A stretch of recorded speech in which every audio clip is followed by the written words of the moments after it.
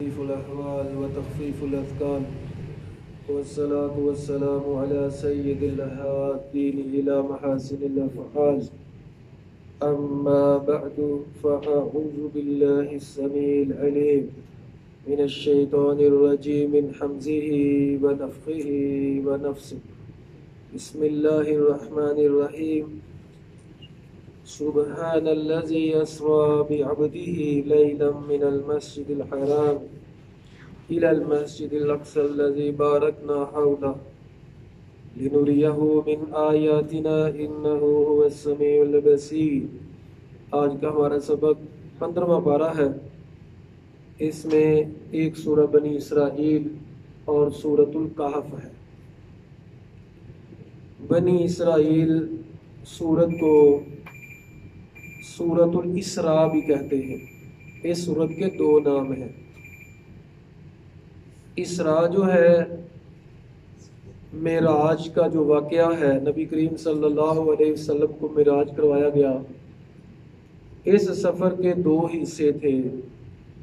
ایک حصہ ہے اسراء جسے کہتے ہیں، بیت الحرام سے لے کے مسجد اقصی تک. اسرا کا معنی ہوتا ہے راتوں رات سفر کرنا. تو وہ راتوں رات سفر کیا زمین پہ ہی. تو مکہ سے مسجد اقصی کی طرف جو سفر کیا اس کو اسراء کہتے ہیں، اور پھر مسجد اقصی سے جو آسمان تک سفر کیا اس کو معراج کہتے ہیں. تو یہ دو حصے تھے معراج کے. معراج کے بارے میں عقیدہ یہی ہونا چاہیے کہ آپ صلی اللہ علیہ وسلم کو صرف روحانی طور پہ نہیں، خیالی طور پہ نہیں، یا نیند میں نہیں کہ خواب میں یہ کام ہوا ہے.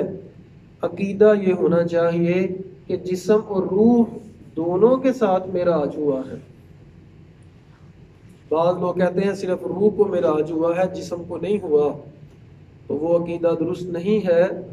درست عقیدہ یہی ہے کہ جسم اور روح دونوں کے ساتھ آپ صلی اللہ علیہ وسلم معراج پہ گئے تھے. سبحان الذی اسری بعبدہ لیلا من المسجد الحرام الی المسجد الاقصی. پاک ہے وہ ذات جس نے اپنے بندے کو راتوں رات چلایا مسجد حرام سے لے کے مسجد اقصی تک. الذی بارکنا حولہ، مسجد اقصی وہ جس کے ارد گرد ہم نے برکت رکھ دی ہے. لنریہ من آیاتنا، اور یہ معراج کیوں کروایا؟ تاکہ اپنی نشانیاں دیکھیں، تاکہ اپنی نشانیاں دکھائیں. انہ هو السمیع البصیر، اللہ سننے والا اور دیکھنے والا ہے. بڑی نشانیاں دیکھی. نبی کریم صلی اللہ علیہ وسلم نے جنت اور جہنم کو دیکھا. اسی طرح ساتواں آسمانوں پہ گئے، نبیوں سے ملاقات ہوئی، نبیوں کی امامت کروائی، اور اس کے بعد جنت اور جہنم کے بعد اللہ تعالیٰ سے ملاقات بھی ہوئی. تو اللہ تعالیٰ فرماتے ہیں کہ ہم نے یہ معراج کا سلسلہ اس لیے کروایا تاکہ اس میں نشانیاں دکھلائیں. آیت نمبر 7 میں اللہ تعالیٰ فرماتے ہیں، اے لوگو ان احسنتم احسنتم لانفسکم، اگر تم نیکی کرو گے تو اپنے لیے ہی کرو گے. وَإِنْ أَسَعْتُمْ فَلَهَا، اور اگر تم گناہ کرو گے تو یہ بھی اپنے لیے کرو گے. فَإِذَا جَاءَ وَعْدُ الْآخِرَةِ، تو جب یہ وعدہ دوسرا آ جائے گا، لِيَسُوءُوا وُجُوهَكُمْ وَلِيَدْخُلُوا الْمَسْجِدَ كَمَا دَخَلُوهُ أَوَّلَ مَرَّةٍ وَلِيُتَبِّرُوا مَا عَلَوْا تَتْبِيرًا. تو یہ بنی اسرائیل کی بات کی جا رہی ہے کہ تم اگر نیکی کرو گے تو اپنے لیے کرو گے، اور اگر گناہ کرو گے تو اپنے لیے کرو گے. اور جب وعدہ دوسرا وعدہ آ گیا، یعنی اللہ تعالیٰ نے ان سے وعدہ کیا تھا کہ اگر تم اچھے کام کرو گے اللہ تعالیٰ تمہیں سلطنت عطا فرمائے گا، اور اگر تم نہیں کرو گے اللہ تعالیٰ تمہیں ذلیل کر دے گا. عسیٰ ربکم ان یرحمکم، ہو سکتا ہے کہ اللہ تعالیٰ تم پہ رحم فرمائے. آیت نمبر 9 میں اللہ تعالیٰ فرماتے ہیں، ان ھذا القرآن یہدی للتی ہی اقوم، یہ جو قرآن مجید ہے یہ رہنمائی کرتا ہے سیدھے راہ کی طرف. ایسی بات جو بالکل سیدھی ہے، ٹیڑھی بات نہیں، ٹیڑھی بات کی طرف رہنمائی نہیں کرتا. یہ قرآن بالکل اسٹریٹ فارورڈ ہے، بالکل سیدھی باتیں ہیں اس کی. اس میں کوئی گنجل نہیں ہے، اس میں کوئی مسئلے ایسے نہیں ہے کہ جس کی سمجھ نہ آئے، تو سیدھی بات ہے۔ وَيُبَشِّرُ الْمُؤْمِنِينَ، اور دوسرا فائدہ قرآن مجید اس لیے نازل ہوا ہے تاکہ مومنوں کو خوشخبری دی جائے، مومنوں کو خوشخبری دے، الذین یعملون الصالحات، جو نیک کام کرتے ہیں، ان لہم اجرا کبیرا، ان کے لیے بڑا اجر ہے، بہت بڑا اجر ہے جو نیک کام کرتے ہیں۔ لیکن وَأَنَّ الَّذِينَ لَا يُؤْمِنُونَ بِالْآخِرَةِ، جو آخرت پہ ایمان نہیں لاتے، اعتدنا لهم عذابا الیما، ہم نے ان کے لیے بڑا ہی دردناک عذاب تیار کر رکھا ہے۔ 11 نمبر آیت میں انسان کی نیچر کو بیان کیا گیا۔ انسان بڑا جلد باز ہے۔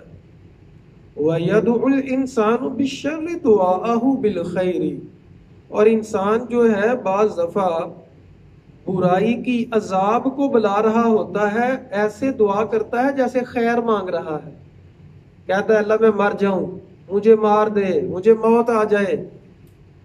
تو ایسے انسان دعا کرتا ہے جیسے کوئی نیکی مانگ رہا ہے، جیسے بھلائی مانگ، جیسے بھلائی کی دعا بہت زیادہ کرنی چاہیے، تو ایسے دعا کرتا ہے گناہ کی، برائی مانگتا ہے، عذاب مانگتا ہے، جلدی جذباتی ہو کے۔ وَكَانَ الْإِنسَانُ عَجُولًا، انسان بڑا ہی جلد باز ہے۔ جلدی کے بارے میں نبی صلی اللہ علیہ وسلم کی حدیث کا مفہوم ہے العجلۃ من الشیطان، یہ بہت جلدی جو ہوتی ہے یہ شیطان کی طرف سے ہوتی ہے۔ تو اللہ تعالیٰ فرماتے ہیں انسان بڑا جلد باز ہے، جب تھوڑا سا مسئلہ ہو گیا تو یہ واویلا کرنا شروع کر دیتا ہے، صبر نہیں کرتا۔ تو کم لوگ ہیں جو صبر کرتے ہیں، جو صبر کرتے ہیں تو پھر وہ اپنا ہی فائدہ کرتے ہیں۔ ہر انسان کا جو نامہ اعمال ہے اس کے سامنے پیش کیا جائے گا۔ وَكُلَّ إِنسَانٍ 13، 14 اور 15 نمبر آیت میں اللہ تعالیٰ نے یہ مسئلہ بیان کیا کہ ہر انسان کو الزمنا طائرہ فی عنقہ، اس کی گردن کے ساتھ چمٹا ہوا ہوگا جو اس نے نامہ اعمال کیے ہوں گے۔ وَنُخْرِجُ لَهُ يَوْمَ الْقِيَامَةِ كِتَابًا يَلْقَاهُ مَنشُورًا، اس کا نامہ اعمال قیامت والے دن اس کے ہاتھ میں ہوگا۔ نامہ اعمال جو ہے اللہ تعالیٰ کی طرف سے وہ پھینکے جائیں گے، اور نامہ اعمال کے اندر وہ کوڈنگ کی ہوگی کہ وہ خود بخود ہی جس کا ہوگا اس کے پاس جا کے پہنچ جائے گا۔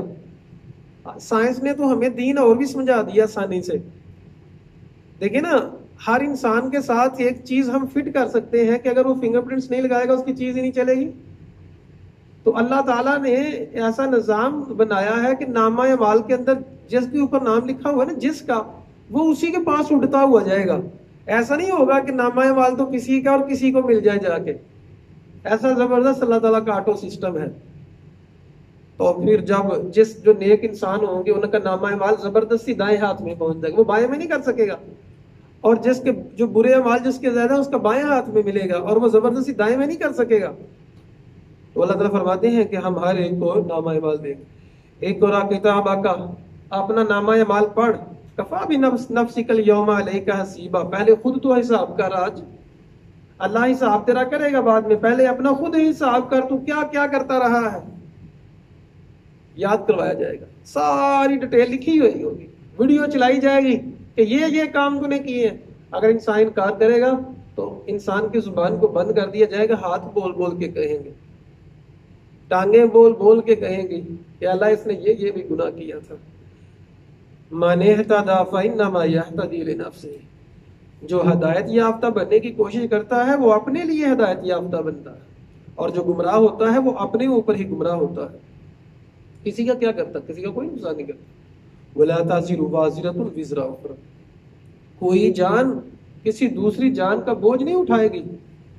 وما كنا معذبین حتی نبعث رسولا، اور ہم عذاب نہیں دیتے کسی کو یہاں تک کہ رسول نہ بھیج دیں، حجت پوری نہ کر دیں، جب تک حجت پوری نہ ہو ہم عذاب نہیں بھیجتے۔ آیت نمبر 16 میں اور اللہ فرماتے ہیں وَإِذَا أَرَدْنَا أَن نُهْلِكَ قَرْيَةً، جب ہم کسی بستی کو ہلاک کرنے کے اوپر آ جاتے ہیں کہ اب ان کو تباہ و برباد کرنا ہے، اب ان کے عذاب کا وقت قریب آ گیا ہے، تو کیا کرتے ہیں أَمَرْنَا مُتْرَفِيهَا، اس کے جو بڑے بڑے لوگ ہوتے ہیں نا، جو ان کے چودھری ٹائپ اور بڑے بڑے لوگ، جو لیڈر ہوتے ہیں بڑے بڑے، ان کو حکم دیا جاتا ہے ففاسقوا فیہا، وہ کیا کرتے ہیں؟ گناہ کے کام کرتے ہیں، بڑے بڑے وہ ہٹ درمی کرتے ہیں، فحق علیہ القول، ان کے اوپر عذاب حق ہو جاتا ہے، فدمرناها تدمیرا، ہم ان کو نیست و نابود کر دیتے ہیں، ہم اس بستی کو ریزہ ریزہ کر دیتے ہیں۔ تو یہ پیچھے بھی ہم نے پڑھا تھا، کسی بھی قوم میں جو شر پسند زیادہ لوگ شریر ہوتے ہیں، گناہ کرنے والے ہوتے ہیں، وہ لوگ ہوتے ہیں جن کو معیشت کا مسئلہ نہیں ہوتا، جنہوں نے دہاڑی لگانے نہیں جانا ہوتا، جنہوں نے ان کو کمائی کی اتنی ٹینشن نہیں ہوتی، تو وہ گناہ کے اوپر پھر زیادہ آگے ہوتے ہیں۔ تو اللہ تعالیٰ یہاں فرماتے ہیں کہ جو بستیوں کے بڑے بڑے لوگ ہوتے ہیں ان کو جو ہے سب سے ان کی وجہ سے عذاب آتا ہے۔ اور نبی کریم صلی اللہ علیہ وسلم نے کیا فرمایا رزق کی وجہ سے، کہ رزق کیسے ملتا ہے؟ فرمایا رزق تمہیں ملتا ہے فی ضعفائکم، تمہاری کمزوروں کی وجہ سے۔ اور عذاب کا یہاں کیا بتایا گیا کہ جب عذاب آتا ہے تو بڑے بڑے لوگ، اب یہ نہیں کہ چھوٹے لوگوں کا گناہ نہیں ہوتا، ان کا بھی ہوتا ہے، لیکن بڑے لوگ جو ہیں وہ وجہ بنتے ہیں عذاب کی۔ من کان یرید العاجلۃ عجلنا له فیہا ما نشاء، آیت نمبر 18 میں اللہ تعالیٰ فرماتے ہیں کہ جو جلدی فائدے لینا چاہتا ہے، دنیا کی زندگی کو میں سے جلدی فائدے لینا چاہتا، عجلنا له فیہا، ہم اس کو جلدی اس میں دے دیتے ہیں، ما نشاء جس کے لیے چاہتے ہیں، ثم جعلنا له جہنم، پھر اس کے لیے جہنم کا ہم نے ٹھکانہ رکھ دیا ہے، یصلاها مذموما مدحورا، وہ اس میں ذلیل ہو کے داخل ہوگا۔ اللہ سے دعا ہے اللہ تعالیٰ ہمیں ہر قسم کے عذاب سے بچا دے۔ وَمَنْ أَرَادَ الْآخِرَةَ، یہ وہ بندہ ہے جو صرف دنیا کے لیے جیتا ہے۔ وَمَنْ أَرَادَ الْآخِرَةَ، اور جو آخرت کا ارادہ رکھتا ہے، اور صرف ارادہ نہیں، وَسَعَى لَهَا سَعْيَهَا، اس کے لیے کوشش بھی کرتا ہے۔ اس کی مزید تشریح میں جانا ہو تو کچھ جنت مانگتا ہے لیکن جنت میں جانے کے ہی کام بھی کرتا ہے، تو پھر کیا ہے؟ وَهُوَ مُؤْمِنٌ، اور مومن بھی ہو، یہ نہیں کہ مومن نہیں ہے۔ فَأُولَٰئِكَ كَانَ سَعْيُهُمْ مَشْكُورًا، ایسے لوگوں کی کوشش کی قدر کی جائے گی، جو نیکیاں کرتے ہیں آخرت کے لیے توجہ کرتے ہیں، تو ایسے لوگوں کی نیکیوں کی قدر کی جائے گی۔ ٹھیک ہے نا، جو لوگ یہ رمضان کے روزے رکھ رہے ہیں، نماز پڑھ رہے ہیں، ذکر اذکار کر رہے ہیں، عاشق جو درس کے لیے بیٹھتے ہیں، پھر اسی طرح اشراق تک بیٹھتے ہیں، جتنی بھی نیکیاں ہیں اللہ کے لیے، اللہ تعالیٰ ہم سب کی نیتیں اچھی فرمائے، ہمیں اخلاص عطا فرمائے، ریاکاری کے معاملات سے بچائے۔ تو کس کے لیے کر رہے ہیں؟ آخرت کے لیے کر رہے ہیں نا۔ تو اللہ تعالیٰ فرماتے ہیں ہم ان کو بدلہ دیں گے، پریشان نہ ہو، ان کی کوششوں کی قدر کی جائے گی۔ تو الحمدللہ ہماری قوم میں بڑی خیر موجود ہے۔ یہ مساجد میں جا کے دیکھیں، بڑے بڑے نیک لوگ موجود ہیں اللہ تعالیٰ کے، اللہ کے لیے رکوع کر رہے ہیں، اللہ کے لیے سجدہ کر رہے ہیں۔ تو آخرت جو ہے، ہماری کوشش جو ہے وہ سب سے زیادہ آخرت کی فکر ہونی چاہیے۔ دنیا کے لیے بھی کوشش کرنی چاہیے لیکن زیادہ فکر آخرت کی ہونی چاہیے۔ تو اللہ تعالیٰ فرماتے ہیں یہ اللہ کی عطا ہے، اللہ تعالیٰ جسم کو مرضی عطا فرماتا ہے۔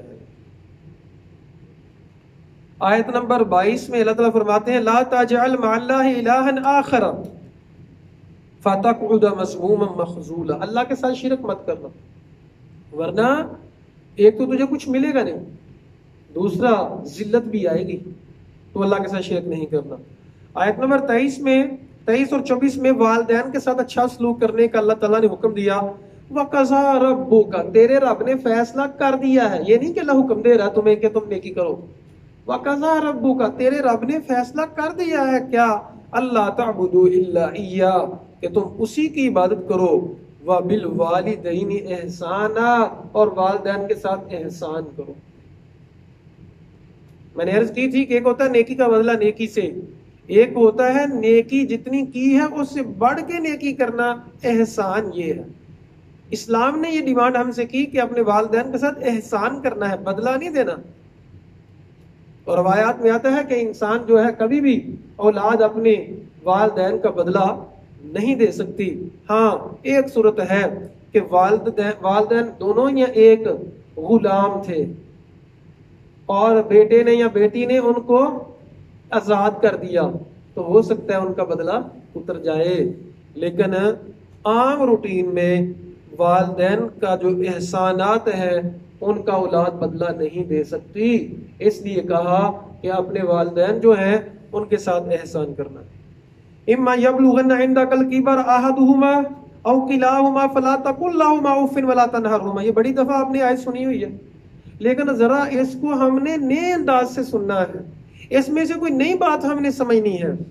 اللہ تعالیٰ فرماتے ہیں کہ اگر ان دونوں اما یبلغن عندک الکبر، اگر یہ ان دونوں میں سے ایک بڑھاپے کو پہنچ جائے، دونوں یا ایک، ان کو اف بھی نہیں کہنا، جھڑکنا بھی نہیں۔ دیکھیں انسان جب جوان ہوتا ہے نا تو اس کی برداشت کا جذبہ بھی زیادہ ہوتا ہے، اس کے اندر قوت ہوتی ہے۔ جب انسان کمزور ہوتا ہے تو اس کی برداشت کا جذبہ بھی ساتھ ساتھ کمزور ہو رہا ہوتا ہے۔ اللہ تعالیٰ قرآن مجید میں ارشاد فرماتے ہیں جب لوگ بوڑھے ہو جاتے ہیں تو وہ جاننے کے باوجود بھی نہیں جانتے، مطلب ایک کمزوری ہے، ایک اللہ تعالیٰ کی نشانی ہے۔ اب اولاد جو ہے اپنے والدین سے یہ توقع کرتی ہے کہ ہمارے والدین نے ہمیں پیدا کر کے شاید اب فرشتے بن گئے، اب ان سے کوئی غلطی نہیں ہوگی۔ اے اللہ کے بندو، اب ان سے غلطیاں زیادہ ہونے کے چانس ہیں جب بڑھاپے کی طرف آ گئے ہیں تو وہ غلطیاں زیادہ کریں گے، تھوڑی نہیں، وہ زیادہ عام روٹین سے ہٹ کے زیادہ کریں گے۔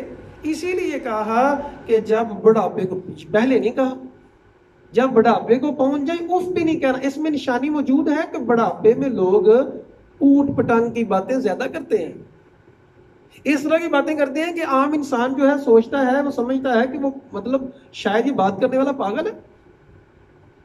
تو اس حالت میں ان کو زیادہ ہیلپ کی ضرورت ہے۔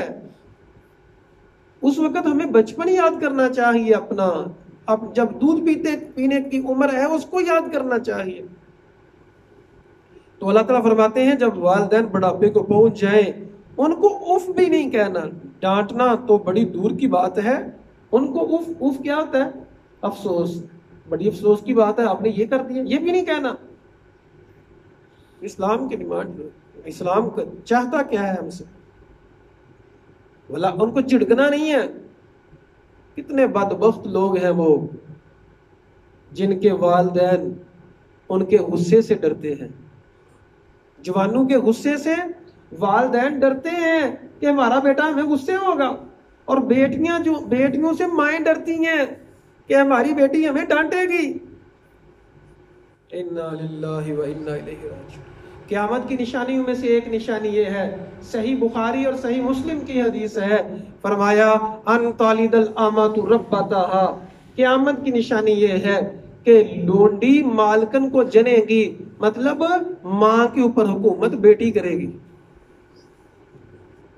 وہ لرزتے ہونٹوں سے لفظ ڈھونڈ رہا تھا، وہ لرزتے ہونٹوں سے لفظ ڈھونڈ رہا تھا، ضعیف باپ نے بیٹے سے بات کرنی تھی۔ آج جو ہے والدین ڈرتے ہیں اپنی اولاد سے، کہیں میری اولاد ناراض نہ ہو جائے، اور بیٹا جی سمجھ رہے ہیں جی میں بڑا نیک ہوں، میں تو روزہ بھی رکھتا ہوں، میں تو نماز بھی پڑھتا ہوں۔ یاد رکھیے گا حقوق کی دو قسمیں ہیں، حقوق اللہ، حقوق العباد۔ ایک بندہ حقوق اللہ تو پورے کرتا ہے، حقوق العباد پورے نہیں کرتا، اس کے حقوق اللہ جو ہے اس نے پورے کر رہا ہے، نمازیں وہ ضائع ہونے کا اندیشہ ہے۔ اور حقوق العباد میں سب سے ٹاپ پہ کیا ہے؟ والدین۔ حقوق العباد میں سب سے پہلی پوچھ ہوگی والدین، اور اس کے مطلب والدین میں سے پہلے اپنی والدہ محترمہ، والدین کے ساتھ حسن سلوک۔ واخفض لہما جناح الذل من الرحمہ، اور ان کے لیے جو نرمی کا رویہ رکھو، من الرحمہ، آپ کے اندر جو رحمت ہے نا، اللہ تعالیٰ ہر انسان کے اندر اللہ نے رحمت رکھی ہوئی ہے، جو رحمت اور نرمی والا معاملہ ہے وہ ان کے ساتھ کرے۔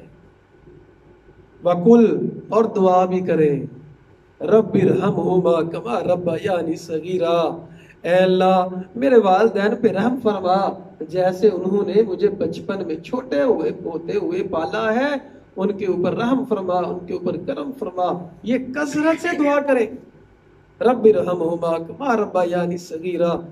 تو یہ دعا جو ہے یاد کر لیں اور یہ کثرت سے کریں، اور یہ بات کو سمجھیں کہ جوانی اس لیے نہیں ہوتی، ڈانٹنے کے لیے نہیں ہوتی.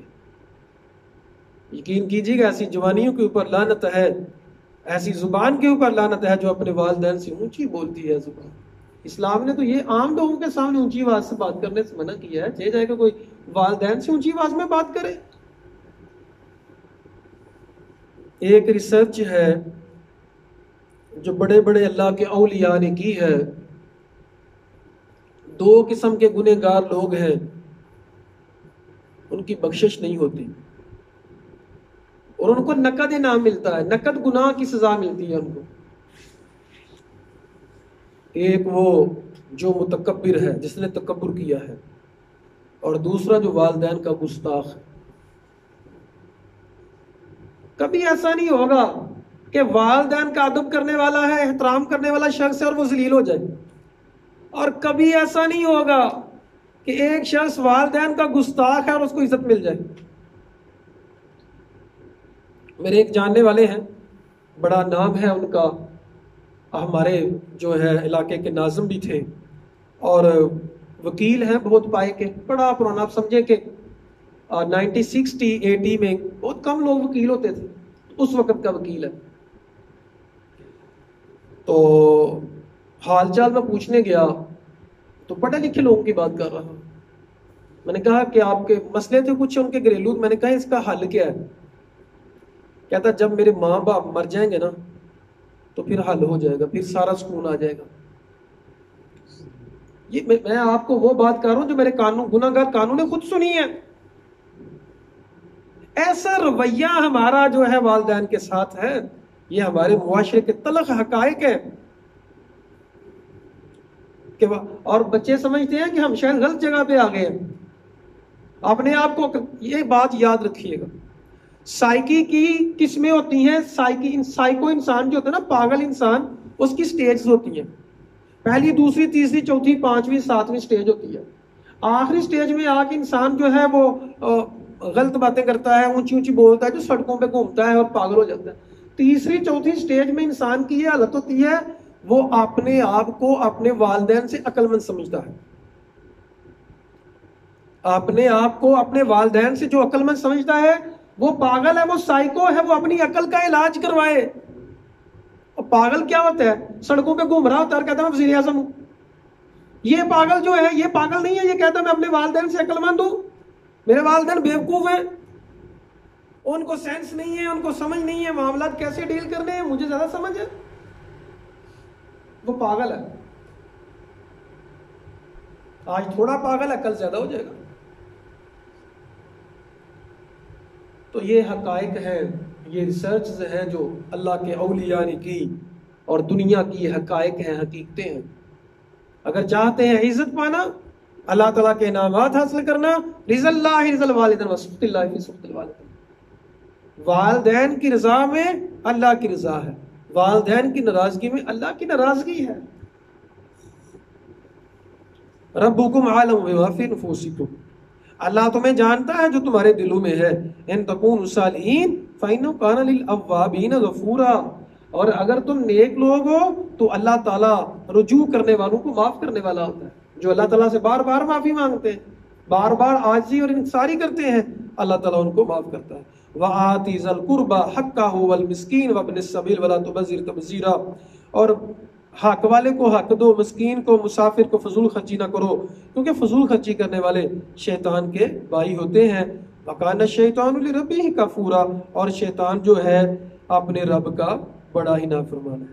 آیت نمبر 29 میں اللہ تعالیٰ فرماتے ہیں ایک تو کنجوسی نہ کرو اور نہ ہی بہت زیادہ خرچ کرو، ورنہ ملامت زدہ بیٹھ جاؤ گے. تو بہترین جو ہے معاملہ وہ میانہ روی ہے. میانہ روی جو ہے ہر کام میں میانہ روی. یہ نہیں کہ ایک رات تو پوری رات عبادت کر لی اور دوسری جو ہے فجر بھی نہ پڑھی، ظہر بھی نہ پڑھی. تو اللہ تعالیٰ کو ہر کام میں میانہ روی پسند ہے. تو میانہ روی جو ہے وہ اسی کے مطابق چلنا چاہیے. 32 نمبر آیت میں اللہ تعالیٰ فرماتے ہیں ولا تقربوا الزنا، زنا کے قریب بھی نہیں جانا. انہ کان، یہ نہیں کہ مطلب زنا والا کام تو بڑی دور کی بات ہے. انہ کان فاحشۃ وساء سبیلا، وہ بہت ہی بری بات. نبی کریم صلی اللہ علیہ وسلم نے فرمایا آنکھ بھی زنا کرتی ہے، زبان بھی زنا کرتی ہے، ہاتھ بھی زنا کرتے ہیں. تو ہر ایک جسم کا جو اعضاء ہے وہ زنا کا اس میں حصہ ہے اس کے لیے. تو بات کرنا، دیکھنا، یہ سارے کان بھی زنا کرتے ہیں، اس فحاشر یعنی کہ باتیں سننا. تو ہر وہ کام جو زنا کی طرف لے کے جا سکتا ہے اس کے قریب بھی نہیں جانا. وَلَا تَقْتُلُوا النَّفْسَ الَّتِي حَرَّمَ اللَّهُ إِلَّا بِالْحَقِّ، اور کسی جان کو قتل نہیں کرنا. یتیم کے مال کے قریب نہیں جانا. اور وعدے کو پورا کرو کیونکہ وعدے کے بارے میں سوال ہوگا. آیت نمبر 34 میں کہا گیا. آیت نمبر 36 میں اللہ تعالیٰ نے بہت بڑا اصول سمجھایا. وَلَا تَقْفُ مَا لَيْسَ لَكَ بِهِ عِلْمٌ، جس چیز کا علم نہیں ہے نا اس کے لیے تکے نہ لگاؤ، اندازے نہ لگاتے ہو پھرو. علم ہی کوئی نہیں ہے اور خام خواہ اندازے لگانا. اور خصوصی طور پہ دین کے علم کے بارے میں، اللہ اور اللہ کے رسول کے فرامین کے بارے میں تکے نہیں لگانے، اندازے نہیں لگانے. نبی کریم صلی اللہ علیہ وسلم نے فرمایا جس نے مجھ پہ جھوٹ باندھا فَتَبَوَّأَ مَقْعَدَهُ مِنَ النَّارِ، اپنا ٹھکانہ جہنم بنا لے. وہ جہنمی انسان ہے جو میرے اوپر جھوٹ بولتا ہے. اللہ نے فرمایا، اللہ کے رسول نے فرمایا، فرمایا نہیں ہوتا، بغیر ریسرچ کر کے یہ کام کر رہے ہوتے ہیں. تو ان السمع والبصر، بے شک کان اور آنکھ اور دل، کل اولئک کان عنہ مسئولا، ہر ایک کے بارے میں سوال ہوگا. آنکھوں کے بارے میں سوال ہوگا کیا دیکھتی تھی، کانوں کے بارے میں سوال ہوگا کیا سنتے تھے، دل کے بارے میں سوال ہوگا. ولا تمشی فی الارض مارہا، زمین میں اکڑ کے نہ چلنا. انک لن تخرق الارض، نہ تو تم زمین کو پھاڑ سکتے ہو، ولن تبلغ الجبال طولا، نہ پہاڑوں جتنے لمبے ہو سکتے ہو.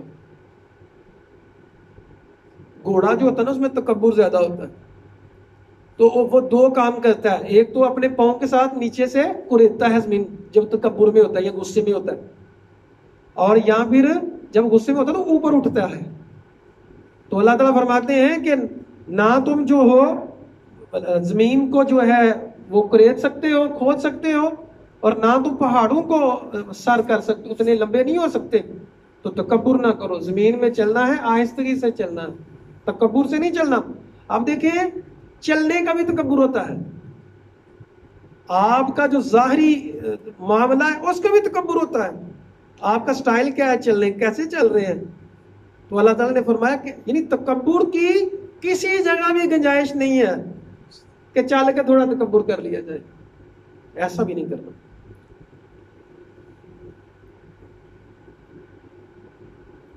کل ذالک کان سیئہ عند ربک مکروہا، یہ اللہ کے ہاں بڑی بری بات ہے. ذالک مما اوحی الیک ربک من الحکمہ، یہ جو باتیں بیان کی جا رہی ہیں یہ عام باتیں نہیں ہیں، یہ اللہ تعالیٰ نے تمہیں حکمت کی باتیں سکھلائی ہیں. یہ اللہ تعالیٰ کی طرف سے خصوصی حکمت کی باتیں ہیں جو تمہیں بتائی جا رہی ہیں کہ زندگی گزارتے ہوئے ان چیزوں کا خیال رکھنا ہے. اللہ فرماتے ہیں قرآن مجید میں ہم نے سب کچھ بیان کر دیا ہے تاکہ لوگ نصیحت حاصل کریں، لیکن اکثر لوگ جو ہیں وہ نفرت میں آگے ہوتے ہیں، بھاگنے میں. قرآن سے بھاگتی ہے دنیا، قرآن کی طرف آتے نہیں ہیں. فرمایا کہ ہم نے ہر چیز بیان کر دی. دوسروں کی طرف جائیں گے، انٹرٹینمنٹ کی طرف جائیں گے، سیلف ڈیولپمنٹ، مینجمنٹ اور معاملات پتہ نہیں کس کس کے پاس جائیں گے. قرآن میں ساری چیزیں بیان کی گئی ہیں، قرآن کی طرف نہیں آئیں گے. آیت نمبر 44 میں اللہ تعالیٰ فرماتے ہیں تسبح له السماوات السبع والارض، اللہ کی تسبیح بیان کرتی ہے ساتوں آسمان اور زمین اور جو کچھ ان میں ہے، آسمانوں میں، زمین میں، جو کچھ بھی ہے، چاہے کوئی وہ جاندار ہے چاہے غیر جاندار ہے، ہر چیز تسبیح بیان کرتی ہے. وَإِن مِّن شَيْءٍ، کوئی بھی چیز ہے نہیں ہے، إِلَّا يُسَبِّحُ بِحَمْدِهِ، مگر اس کی تسبیح بیان کرتی ہے. درخت، حجر، شجر، ہر چیز اللہ کی تسبیح بیان کرتی ہے. لیکن تمہیں کیوں نہیں پتا چلتا کہ دیواریں تسبیح کر رہی ہیں کہ نہیں؟ وَلَٰكِن لَا تَفْقَهُونَ تَسْبِيحَهُمْ، لیکن ان کی تسبیح کو تم سمجھتے نہیں ہو کہ وہ تسبیح کرتے کیسے ہیں، لیکن کرتے ہیں. إِنَّهُ كَانَ حَلِيمًا غَفُورًا، اللہ بڑا ہی بردبار اور بڑا ہی معاف کرنے والا ہے. تو ہر چیز اگر تسبیح بیان کرتی ہے تو ہم کیوں نہیں کر سکتے؟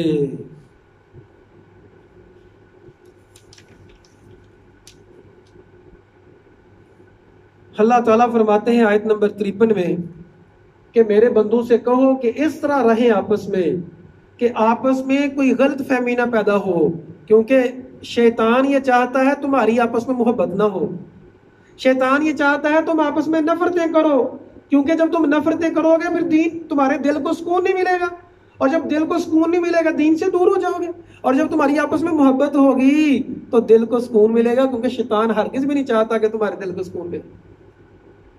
تو اپنی زبان کا صحیح استعمال کرو، غلط نہ سوچو کسی کے بارے میں، اور غلط جو ہے وہ خیالات نہ رکھو، کیونکہ شیطان جو ہے تمہارا واضح دشمن ہے۔ شیطان کی چالیں جو ہیں وہ 64 نمبر آیت میں بیان کی گئی کہ شیطان اپنی آواز کے ساتھ اور حرام کی کمائی کے ساتھ لوگوں کو گمراہ کرتا ہے۔ اب آواز سے کیا مراد ہے؟ میوزک، گانے گانا۔ اب اس کی تفسیر میں بات کریں جی کہاں لکھا ہوا ہے کہ میوزک حرام ہے؟ یہاں لکھا ہوا ہے۔ آواز سے کیسے کو گمراہ ہو سکتا ہے؟ میوزک سے۔ نبی صلی اللہ علیہ وسلم نے فرمایا مجھے میوزک کے آلات کو توڑنے کے لیے بھیجا گیا ہے۔ نبی کریم صلی اللہ علیہ وسلم کسی کی آواز آ رہی ہوتی، دور سے ڈھول ڈمکا اس طرح کی چیز، تو کانوں میں انگلیاں ڈال دیتے ہیں اور صحابہ سے پوچھتے تھے ساتھ کہ یہ وہ آواز بند ہو گئی ہے کہ نہیں۔ تو ہماری یوتھ جو ہے اس کو آج کل بڑا مسئلہ ہے اس کا، تو یہ اچھی طرح سے سمجھ لینا چاہیے، اس کو ختم کرنا ہوگا۔ گنجائش تو مل جاتی ہے، ایسے لوگ موجود ہیں جو آپ کو فتویٰ دے دیں گے کہ جائز ہے، لیکن فتوے کی طرف نہ آئیں، تقوی کی طرف آئیں، جو قرآن واضح بیان کرتا ہے اس کی طرف آئیں، فتوے کی طرف نہ آئیں۔ سورۃ الکہف ہے جی، اس کے بعد سورۃ الکہف میں ایک تو غار والے، اس کی ایک کہف کہتے ہیں غار کو، اس کی فضیلت پہلے ہی بیان کی جا چکی ہے کہ 10 پہلی آیتیں اور یہاں 10 آخری آیتیں کو یاد کر لے گا، زیادہ روایات ہیں پہلی 10 آیتوں کے بارے میں حفظ کر لے گا، پڑھے گا نہیں۔ مسلم کی حدیث جو حفظ کر لے گا وہ دجال کے فتنے سے محفوظ رہے گا۔ تو اس میں کچھ مسائل بیان کیے گئے ہیں، ان کو سمجھ لیں۔ ایک تو غار والوں کا واقعہ ہے جی، کہ اللہ کے کچھ بندے تھے، وہ بادشاہ جو وقت کا تھا وہ ان کو شرک کے اوپر ابھارتا تھا، انہوں نے دعا کی اللہ ہمیں سیو کر لے، تو وہ جا رہے تھے تو ایک غار میں چلے گئے، غار میں چھپے تو وہ سو گئے۔ اب سو گئے تو 300 سال تقریباً سوئے رہے، اسی طرح پتہ ہی نہیں چلا ان کو کہ کیسے کیا ہوا۔ اللہ تعالیٰ فرماتے ہیں کہ ہم ان کے جو ہے پہلو بدلتے تھے اور ان کی ہم نے ہیلپ کی۔ تو اللہ تعالیٰ کی نشانیاں ہیں۔ اصل میں یہ جو واقعہ ہے، یہ سورۃ الکہف، اس کا پس منظر یہ ہے، نبی صلی اللہ علیہ وسلم سے یہودیوں نے سوال کیا تھا کہ 3 چیزوں کے بارے میں۔ کسی نے کہا تھا کہ نبی صلی اللہ علیہ وسلم کی آزمائش کرو، غار کے بارے میں پوچھو کہ وہ کیا ہے واقعہ، اسی طرح خضر علیہ السلام اور موسیٰ علیہ السلام کا واقعہ کیا ہے، اسی طرح ذوالقرنین کیا ہے، اس کا واقعہ کیا ہے۔ تو اس کی نبی صلی اللہ علیہ وسلم نے کہا میں آپ کو بتاؤں گا، تو انشاءاللہ نہیں کہا۔ تو اللہ تعالیٰ نے ایک تو یہ نصیحت کی وَلَا تَقُولَنَّ لِشَيْءٍ إِنِّي فَاعِلٌ ذَلِكَ غَدًا، آیت نمبر 24 میں، کہ کبھی بھی یہ نہیں کہنا کہ میں کل کام یہ کروں گا، ساتھ کیا کہنا ہے؟ انشاءاللہ۔ تو نبی کریم صلی اللہ علیہ وسلم کو یہ نصیحت کی گئی، ہمیں بھی ساتھ نصیحت کی گئی کہ جب بھی کوئی کام کا کرنا ہے، کہ ارادہ کرنا ہے، تو ساتھ کہنا ہے انشاءاللہ، اگر اللہ نے چاہا تو اللہ تعالیٰ کی پھر ساتھ مدد آ جاتی ہے۔ تو پھر جب نبی صلی اللہ علیہ وسلم نے انشاءاللہ کہا تو پھر یہ 3 واقعات کی جو ہے فہرست اللہ تعالیٰ نے نازل کر دی۔ تو ایک واقعہ تو ہے جی اصحاب الکہف کا، غار والوں کا اس میں واقعہ بیان کیا گیا ہے، بڑی ڈیٹیل سے بیان کیا گیا ہے۔ تو اللہ تعالیٰ فرماتے ہیں کہ زیادہ جو اختلافی مسائل ہوتے ہیں ان میں زیادہ بحث نہیں کرنی چاہیے، جو جس طرح کہتا ہے بھائی کہتا رہے، وہ اپنے کہے کا ذمہ دار ہے۔ بہرحال اللہ تعالیٰ کے اوپر چھوڑنا چاہیے کہ اللہ تعالیٰ جو ہے اللہ عالم، حقیقی علم جو ہے وہ اللہ کے پاس ہے۔ دوسرا اس میں واقعہ بیان کیا گیا اور نصیحت کی گئی 28 نمبر آیت میں وَاصْبِرْ نَفْسَكَ مَعَ الَّذِينَ يَدْعُونَ رَبَّهُمْ بِالْغَدَاةِ وَالْعَشِيِّ، فرمایا ان لوگوں کے ساتھ اپنے آپ کو روک کے رکھو جو صبح شام اللہ کا ذکر کرتے ہیں. اتنی زیادہ فضیلت ہے صبح شام ذکر کی. جو اللہ کی رضا چاہتے ہیں اور ان لوگوں کی طرف اپنی نظریں نہ پھرائیں جن کو اللہ تعالیٰ نے دنیا کا مال دیا ہوا ہے. وَلَا تُطِعْ مَنْ أَغْفَلْنَا قَلْبَهُ، اور نہ ان لوگوں کی اطاعت کرنا جن کا دل غافل ہے، ان کے پیچھے نہ جانا ہمارے ذکر سے، اور اپنی خواہش کی وہ پیروی کرتا ہے. وَكَانَ أَمْرُهُ فُرُطًا، اس کا معاملہ حد سے بڑا ہوا ہے. تو نبی کریم صلی اللہ علیہ وسلم جو مشرکین تھے سردار ان سے بات کرنا چاہ رہے تھے، غریب صاحبہ بھی پاس تھے، تو نبی صلی اللہ علیہ وسلم نے ان کی بات زیادہ سنی. تو اصل میں وہ سردار قریش کے یہ چاہ رہے تھے کہ یہ جو غریب صاحب ہیں ان کو اٹھا دو. تو بھی نبی صلی اللہ علیہ وسلم یہ سوچ رہے تھے تو اللہ تعالیٰ نے قرآن نازل کر دیا کہ ایسا ہرگز بھی نہیں کرنا. باغ والوں کا واقعہ بیان کیا گیا ہے اس میں کہ اللہ تعالیٰ نے ایک شخص کو باغ عطا کیا، بڑی دولت عطا فرمائی تھی. ایک شخص کو اللہ تعالیٰ نے اتنی دولت نہیں عطا فرمائی تھی. تو جو دولت والا تھا وہ تکبر میں آ گیا اور کہا جی میں تو ہمیشہ سے ایسے ہوں، میری تو کیا بات ہے. دوسرے نے کہا اللہ کا خوف کر، ایسے نہ کہہ، یہ اللہ تعالیٰ چھین بھی سکتا ہے. تو پھر روایات میں آتا ہے اللہ تعالیٰ نے اس کے باغ کو جلا دیا. پھر بعد میں روتا رہا کہ کاش میں ایسا نہ کرتا. نامہ اعمال کے بارے میں ہے اللہ تعالیٰ فرماتے ہیں کہ وُزِّعَ الْكِتَابُ فَتَرَى الْمُجْرِمِينَ مُشْفِقِينَ مِمَّا فِيهِ، اور کہیں گے یا ویلتنا ما لِهَٰذَا الْكِتَابِ لَا يُغَادِرُ صَغِيرَةً وَلَا كَبِيرَةً، کہ ہائے کاش ہمارے نامہ اعمال نے تو نہ چھوٹی بات چھوڑی ہے نہ کوئی بڑی بات چھوڑی. وَوَاجِدُوا مَا عَمِلُوا حاضر، جو انہوں نے کیا ہوگا سب حاضر ہوگا. تو نامہ اعمال انسان کے جو ہے وہ پیش کیا جائے گا. موسیٰ علیہ السلام اور ذوالقرنین کا جو ہے واقعہ بڑی ڈیٹیل سے اس میں موجود ہے. اس کا پس منظر یہ ہے کہ موسیٰ علیہ السلام نے ایک دفعہ بہت اچھی تقریر کی تو کسی نے پوچھا یا حضرت کوئی آپ سے بڑا بھی عالم ہے؟ کہا نہیں، بخاری کی حدیث ہے. تو اللہ تعالیٰ کو یہ بات پسند نہ آئی. کہا کہ موسیٰ تجھ سے بڑا بھی میرا ایک عالم دین بندہ ہے. اب موسیٰ علیہ السلام کی عاجزی اور انکساری دیکھیں اور علم کی لگن دیکھیں. کہا ہے اللہ ٹھیک ہے، میں نے پھر اس سے ملنا ہے. سارے کام چھوڑ کے تو علم کی تلاش کے لیے سرگرداں ہو گئے اور ملنے کے لیے چل پڑے. تو خضر علیہ السلام سے ملاقات ہوئی، سمندر میں سفر کر رہے تھے. تو موسیٰ علیہ السلام کو خضر علیہ السلام کہتے ہیں ایک چڑیا آئی اور اس نے پانی کا قطرہ سمندر سے لیا اور اڑ کے چلی گئی. کہا ہے موسیٰ تیرا علم اور میرا علم اور ساری دنیا کا علم اللہ کے علم کے مقابلے میں ایسے ہے جیسے سمندر ایک قطرے کے مقابلے میں. یعنی دنیا کا سارے نبیوں کا علم ایک قطرہ ہے اور اللہ کا علم سمندر ہے. کیا کہاں قطرہ اور کہاں سمندر. اس کے بعد جی اللہ تعالیٰ نے 103 اور 104 نمبر آیت میں بہت بڑا اصول ارشاد فرمایا. کل حل ننبئکم بالاخسرین اعمالا. اچھا اس سے پہلے ذوالقرنین کا واقعہ ہے. مشرق تک سفر کیا، پھر مغرب تک سفر کیا، پھر یجوج مجوج کو قید کر دیا اور یجوج مجوج کے بارے میں فرمایا نبی صلی اللہ علیہ وسلم نے کہ یہ سوراخ کر رہے ہیں اس دیوار میں، کرتے جا رہے ہیں اور روزانہ جو ہے وہ قریب ہے کہ ٹوٹ جائے دیوار، لیکن وہ کہتے ہیں صبح کریں گے. تو وہ دیوار صبح آتے ہیں تو اسی طرح بنی ہوتی ہے. تو جب موت قیامت قریب آئے گی، جب اللہ کو منظور ہوگا کہ یہ آئیں تو وہ ایک ان میں سے کہہ لے گا انشاءاللہ صبح کریں گے، تو وہ جو ہے اسی طرح ہوگی. تو وہ پھر چڑھائی کر دیں گے. کسی کے لیے وہ انسان کے بس کی بات ہی نہیں ہے کہ یہ جوج مجوج سے ٹکرائے. وہ انسانوں کو بھی کھا جائیں گے، پانی سارا پی جائیں گے. عیسیٰ علیہ السلام موجود ہوں گے، عیسیٰ علیہ السلام اپنے بندوں کو لے کے پہاڑوں پہ چلے جائیں گے. تو یجوج مجوج کا بھی فتنہ بڑا سخت ہے. پھر ان کو بعد میں اللہ تعالیٰ کے حکم سے ان کو ختم کر دیا جائے گا. اس کے بعد ہے جی اللہ تعالیٰ فرماتے ہیں 103 اور 104 نمبر آیت میں اے نبی ان سے پوچھئے آپ کو کیا ہم بتائیں کہ سب سے خسارے والے لوگ کون ہیں؟ تو خسارے والے لوگ وہ ہیں جن کی ساری کوششیں دنیا کی زندگی کے لیے ہیں. اللہ الذین سعیہم فی الحیاۃ الدنیا، جن کی ساری کوششیں دنیا کے لیے ہوتے ہیں. وہم یحسبون انہم یحسنون صنعا، اور وہ سمجھتے ہیں کہ نیک کام کر رہے ہیں. یہ ایسے لوگ ہیں جو ہماری آیات کا انکار کرتے ہیں، ان کے اعمال ضائع ہو جائیں گے. قیامت والے دن ان کا ترازو نہیں لگایا جائے گا. دیکھ لیں ان کا نامہ اعمال اس طرح ضائع کر دیے جائیں گے. آخری آیت ہے جی قل انما انا بشر مثلکم، کہہ دیجئے کہ کیا میں آپ کو خبر دوں انما انا بشر مثلکم، میں تمہارے ہی جیسا بشر ہوں، یوحی الی انما الہکم واحد، نبی صلی اللہ علیہ وسلم خود کہہ رہے ہیں میں انسان ہوں۔ بنی اسرائیل جو پیچھے صورت گزری ہے اس میں اللہ تعالیٰ فرماتے ہیں کہ یہ لوگ کہتے ہیں کہ فرشتے کو نبی ہونا چاہیے تھا، آپ نبی کہہ دیجئے کہ اگر فرشتے یہاں ہوتے تو اللہ فرشتے کو نبی بھیجتا، چونکہ تم سارے انسان ہو تو اللہ تعالیٰ نے انسان کو ہی نبی بھیجنا تھا۔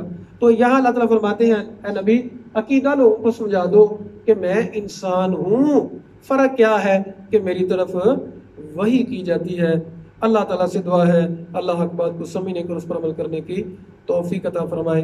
اقول قولی ھذا استغفر اللہ لی ولکم ولسائر المسلمین۔